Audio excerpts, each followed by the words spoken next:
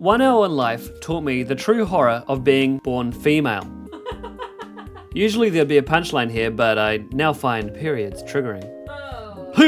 But seriously, there's nothing worse than running through a forest naked, only to be saddled with a real-life baby player. 1 Hour One Life is a multiplayer society survival simulator, which is primarily centered around building a small fraction of a functional society over your lifetime of 1 hour, or if you're new to the game, 5 minutes. The game has been developed over 8 years by Jason Rohrer, a solo dev who's about as unorthodox as the game itself. The main mechanic of interaction is putting shit on the ground next to other shit to make a thing, starting at sticks and string all the way up to a rocket ship that sends a single player to an entirely different game hidden on Steam where they can have full access privileges to the codebase. Peter Molyneux is calling. He wants his balls back.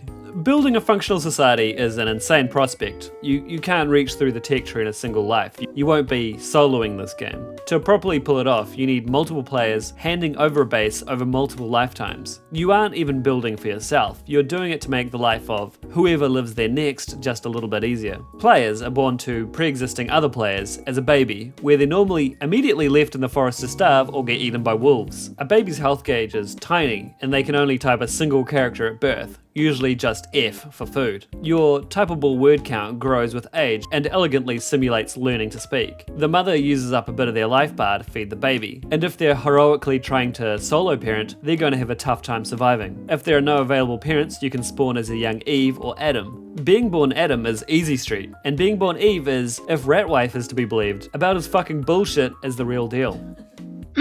Don't take my word for it though, because I'm a woman. Don't listen to that fucking bitch. When you're truly taken care of by another player, you grow a natural allegiance and loyalty to them in a way I've never seen in a game managed before. I once watched as an elder player, now a grandfather, said his last goodbyes in a long speech, as is his ability. He divvied his possessions out to the tribe, as it was the last useful thing he could contribute, and asked that when he died his bones be placed with the others. It was genuinely emotional. He mistimed his speech though and spent the next 5 minutes running around making a melodramatic pest of himself. It was a relief when he died.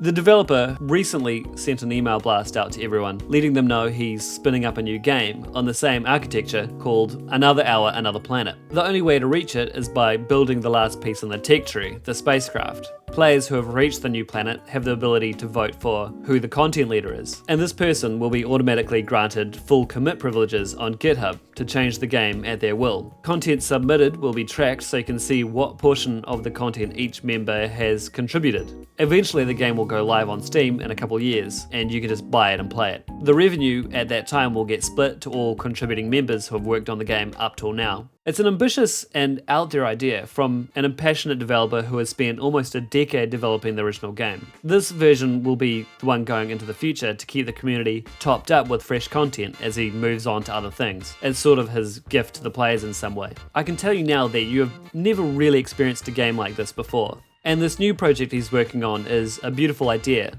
It's one that thinks the best of people, much like the original game itself does. I hope the furries get to it first.